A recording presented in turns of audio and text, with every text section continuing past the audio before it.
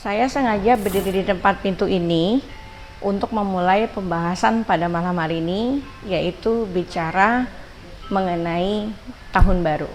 Jadi ibaratnya ini adalah tahun lama dan ini adalah tahun baru.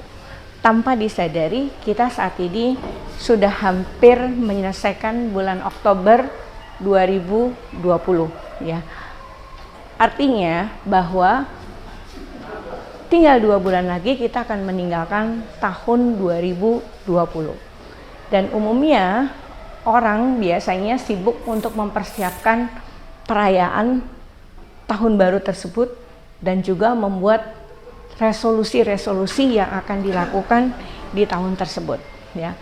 Namun banyak juga dari kita dikala membuat resolusi tersebut akhirnya menyadari dengan kata-kata saktinya adalah resolusi tinggal resolusi, tetapi di dalam pelaksanaannya itu tidak berjalan sebagaimana resolusi itu dibuat. Nah malam ini saya coba ingin membahas mengenai apa sih yang perlu diperhatikan dalam membuat resolusi di setiap kita memasuki tahun baru ya. Dan ini sebenarnya juga bermanfaat untuk saya ya, untuk bisa menyiapkan resolusi saya di tahun 2021 yang sebentar lagi kita akan masuki ya.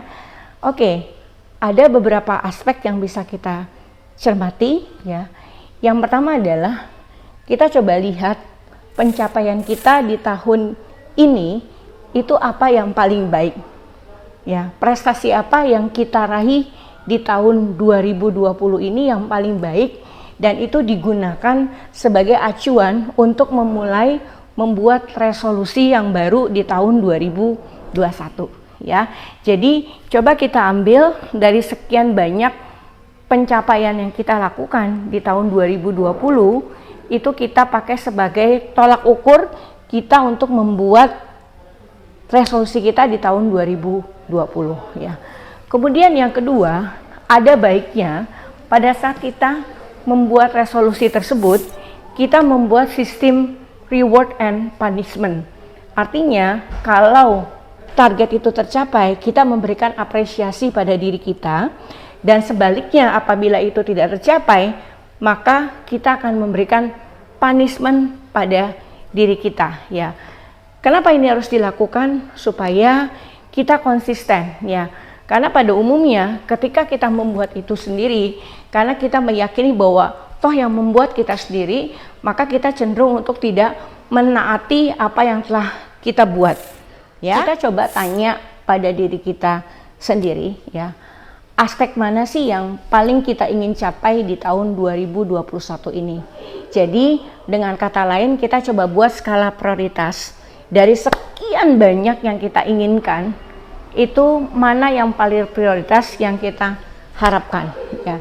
Dan prioritas itu bisa menyangkut secara langsung kepada pribadi, atau bisa jadi juga dengan keluarga ataupun dengan karir ya. Jadi hal itu bisa saja dilakukan.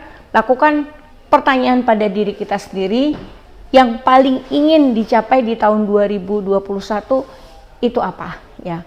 Kemudian yang keempat, coba kita lihat lagi ya, di periode tahun 2020 sebelumnya ya, dari target yang dicapai itu apa yang belum dan apa yang sudah ya, sehingga itu bisa ditarik menjadi satu hal yang kita akan lanjutkan di tahun 2021. Oke, yang kelima adalah kita coba buat daftar resolusi yang kita inginkan di tahun 2021 ini ya, di mana nanti di dalam data resolusi itu sendiri kita mencoba untuk melihat di tahun 2020 yang telah kita sampaikan di 4 poin sebelumnya. Dan yang terakhir yang paling penting adalah niat. Ya, sebagus apapun resolusi yang dilakukan atau resolusi yang diinginkan, maka itu tidak akan pernah terjadi kalau kita tidak punya niat untuk mencapainya ya. Jadi mumpung masih bulan Oktober ya, dan kita akan segera masuk ke bulan Desember ya, hanya dalam hal ini adalah termasuk dalam diri kita sendiri, coba perhatikan hal tersebut sebelum kita melakukan resolusi yang sebenarnya. Mumpung belum terlambat ya. Jadi kita pikirkan baik-baik ya, sehingga resolusi itu tidak hanya sekedar resolusi tapi tercapai di dalam pelaksanaannya di tahun 2021 ya. Oke, selamat menyiapkan tahun baru 2021. Sukses semuanya. Oke.